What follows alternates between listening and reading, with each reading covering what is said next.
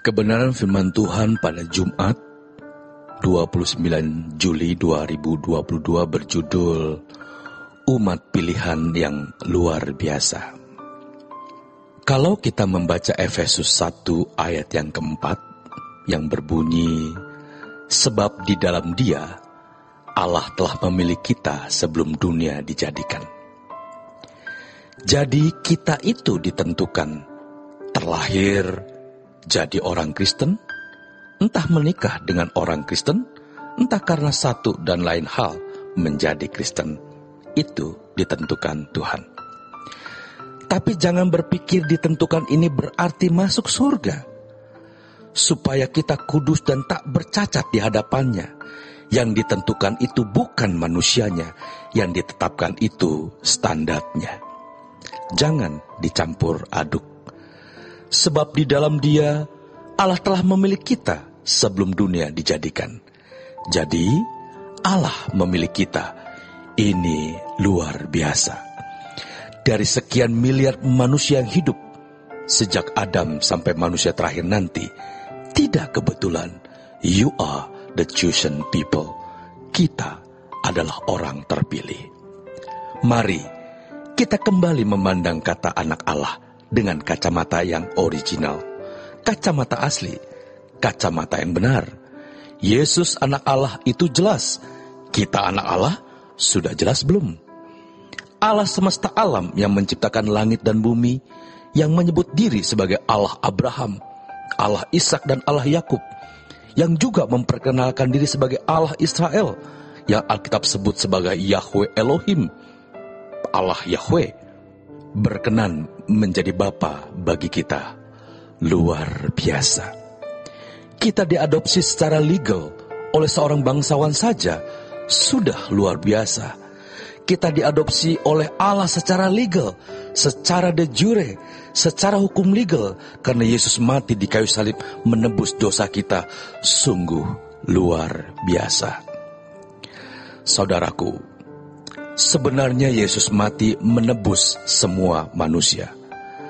Artinya bahwa dosa manusia dari Adam sampai manusia terakhir dipikul oleh Tuhan Yesus.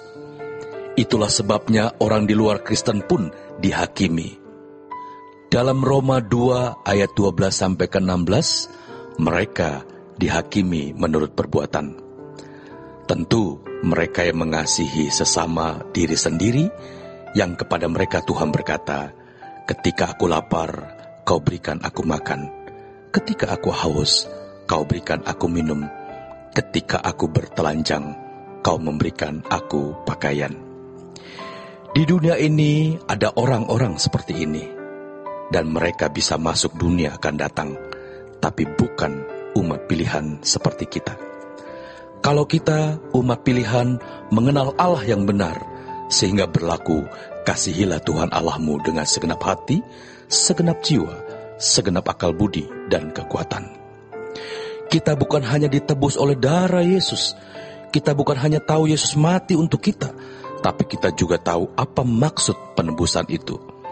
Orang di luar, orang percaya, orang di luar umat pilihan, mereka tidak tahu dan tidak mengerti. Jadi, kita harus memahami bahwa Yesus tidak mati untuk sebagian orang. Itulah sebabnya Yohanes berkata, dialah anak domba Allah yang mengangkut dosa dunia, bukan sebagian dosa dunia. Semua dosa manusia dipikul, yang oleh karenanya ada pengadilan. Pengadilan juga untuk orang yang bukan umat Kristen.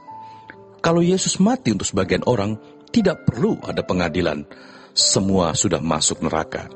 Karena Yesus mati untuk semua orang, maka ada pengadilan.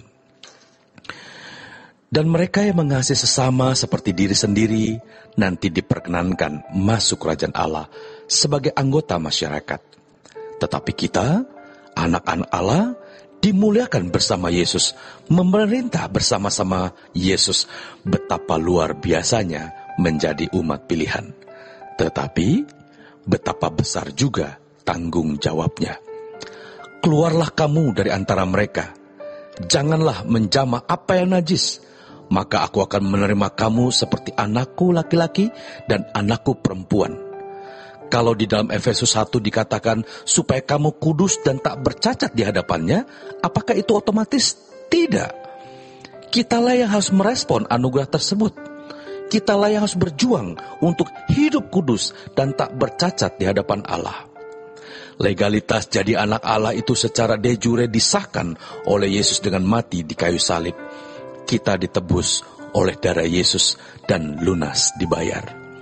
Tetapi setelah kita ditebus, apakah kita mau berubah?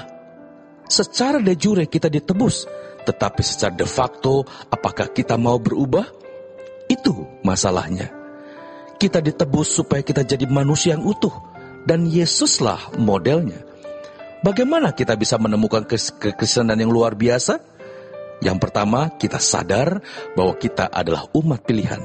Itu sudah luar biasa. Ini jangan dianggap sebagai hal yang biasa. Tidak semua orang terpilih.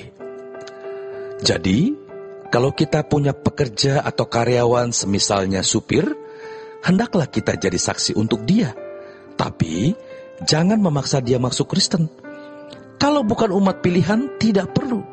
Kita menjadi saksi atau surat yang terbuka bagi tetangga kita.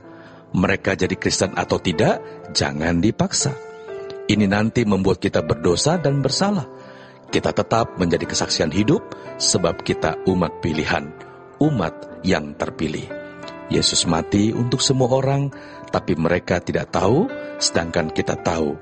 Karena kita tahu, kita harus menemukan maksud dari penebusan itu apa, supaya kita kudus dan tak bercacat di hadapannya. Selamat berjuang, saudaraku. Tuhan Yesus memberkati.